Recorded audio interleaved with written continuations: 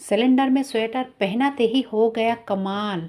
Hello दोस्तों, welcome back. आज मैं बहुत ही बढ़िया टिप्स आप सबके साथ शेयर करने वाली हूँ, जो कि बहुत ही काम आने वाला है और बहुत ही धमाकेदार टिप है। पहले टिप होगी इस तरह की मसाले को लेकर।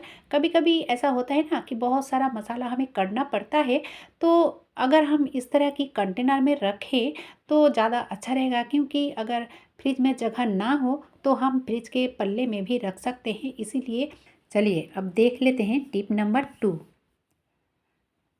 तो यहाँ पे लिया है मैंने 1 गिलास करीब पानी, और ये नींबू बहुत बड़ा था इसीलिए मैंने आधा ही लिया है, और अच्छे से इसकी रस को निकाल लिया। ठीक है, अब अच्छे से मिला लिया। मिलाने के बाद लिया है एक कॉटन, और कॉटन को इसमें भिगो कर अच्छे से निचोड़ लिया। अब इसका क्या करना है, ये जो फ्रिज के अंदर है कभी कभी बैड स्मेल हो जाता है, ये हर कोई जानता है। तो हम अगर इस पानी से इसको पोछा लगाएं तो ये इसकी बैड स्मेल छूमंतर हो जाएगी। सुंदर सा एक स्मेल आएगा जो नींबू का होती है। तो सबसे पहले तो जब ये ट्रे ज़्यादा गंदा हो तो ट्रे को निकाल कर शैम्पू के पानी से अच्छे से धो लेना चाहिए, और उसके बाद नींबू के पानी से इसको पोंछ लेना चाहिए दोस्तों।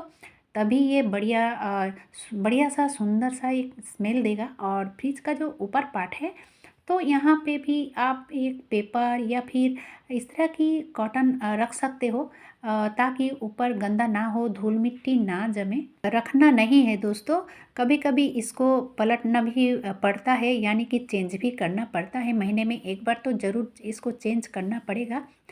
तो मैंने कॉटन रखा है, आप पेपर भी रख सकते हो। बढ़ती हूँ अगली टिप की तरफ। तो यहाँ पे मैंने लिया है एक स्पैचुला। अब इसका करना क्या है, लिया है एक सॉक्स। अब इस सॉक्स को इस स्पैचुला में डाल दूँगी, और इसका करना क्या है, ये बहुत ही ज़बरदस्त टिप्स है। जो काम हमें देखकर डर लगता है, यानी कि करने में डर लगता है, तो वही काम बहुत ही आसानी से हम कर सकते हैं।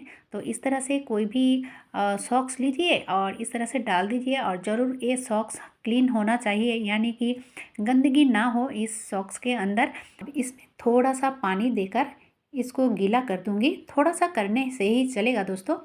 तो इस तरह से मैंने गीला कर लिया है। अब चलिए इसका कहाँ इस्तेमाल करनी है, ये देखिए दोस्तों। ये जो फ्रिज है, फ्रिज के पल्ले हैं, और पल्ले में जो रबर होती है तो इसमें हम ध्यान नहीं देते हैं, लेकिन ये करना बहुत ही ज़रूरी है। आप जैसे कि देख सकते हो यहाँ पे बहुत ही गंदगी है। तो मेरे मेरे ज़्यादा गंदगी नहीं है, क्योंकि मैं महीने में एक बार ना ऐसा करती हूँ। अगर इस तरह से करोगे तो यहाँ पे गंदगी नहीं जमेगी, क्योंकि दोस्तों फ्रिज के अंदर खाने का ही चीज़ रहता है, इसीलिए यहाँ पे क्लीन करना बहुत ही ज़रूरी है। नहीं तो यहाँ पे बैक्टीरिया जमा हो जाएगी, और हमारी हेल्थ के साथ भी अच्छा नहीं होगा। इसीलिए महीने में एक बार ज़रूर इसको क्लीन करिए। और इस तरह से सिर्फ फ्रिज के पल्ले क्यों, हम और भी कुछ कर सकते हैं, जैसे कि ये चैनल। तो चैनल चैनल के अंदर भी बहुत धूल मिट्टी जमती है, और इसको क्लीन करना बहुत ही आसान हो जाएगा इस तरह से, अगर सॉक्स के मदद से करोगे तो। क्योंकि सॉक्स में धूल मिट्टी ज़्यादा पकड़ लेती है, इसीलिए जल्दी ये काम हो जाता है दोस्तों, और बहुत ही करने में अच्छा भी लगता है। मैंने स्पैचुला का इस्तेमाल किया है, आप चाहो तो कंघी का भी इस्तेमाल कर सकते हो। कंघी हो या फिर कोई भी ग्रेटर हो, ग्रेटर की मदद से भी हो सकता है। चलिए बढ़ते हैं अगले क्लीनिंग की तरफ। तो ये है बाथरूम की जो बेसिन होती है, तो उसको क्लीन करना भी बहुत ही ज़रूरी है। तो मैंने यहाँ पे लिया है एक नींबू, और इस तरह से मैंने कट किया है। कट करने के बाद इस नींबू के अंदर, नींबू के ऊपर ही डाल दिया बेकिंग सोडा। अब इस तरह से मैंने टैप को अच्छे से रगड़ लूँगी। रगड़ने के बाद पूरा सिंक को भी यानी कि बेसिन को भी इस तरह से रगड़ लूँगी। तो मैंने नींबू में ही बेकिंग सोडा डाला है। आप चाहो तो छोटा सा एक कटोरी में नींबू के रस निकाल कर और उसमें बेकिंग सोडा डालकर अच्छे से मिला लोगे, और उसके बाद स्क्रबर से हो या फिर जिससे आप साफ़ करते हो उससे मिला लीजिए आप। चलिए उसको मैंने 10 मिनट के लिए छोड़ दिया। अब इस तरह की जो हैंड ग्लव्स होती है, जो हम सब बालों में कलर देते हैं, तो उसके अंदर ये ग्लव्स रहती है। तो इसको तो ऐसे भी फेंकने ही वाली हूँ, तो इस्तेमाल करूँगी उसके बाद ही फेंकूँगी। तो ये देखिए दोस्तों, इस तरह से स्क्रबर की मदद से रगड़ लूँगी। और 10 मिनट अगर इस तरह से रखोगे, 10 मिनट के बाद जब रगड़ोगे ना, तो ज़्यादा दिक्कत नहीं होगा, बहुत ही आसानी से हो जाएगा। और कहीं कहीं ना सीमेंट जैसा जम जाता है, तो वहाँ पे आप चाकू छुरी से क्लीन कर सकते हो। तो ये देखिए दोस्तों, बहुत ही ज़बरदस्त ये टिप है। ऐसे तो बेसिन को बहुत सारा क्लीन करने का तरीका है, शैम्पू से या फिर हार्पिक से। तो बहुत ही बढ़िया टिप है दोस्तों, ज़्यादा घसना रगड़ना नहीं पड़ेगा। तो इस तरह से आप इस बेसिन को क्लीन कर सकते हो। तो जो लोग मेरे चैनल पे नए आए हो, देख रहे हो लेकिन अभी तक सब्सक्राइब नहीं किया हुआ है, प्लीज़ दोस्तों सब्सक्राइब कर लीजिए, ताकि हर दिन का नोटिफिकेशन आपके मोबाइल में सबसे पहले पहुंच जाए।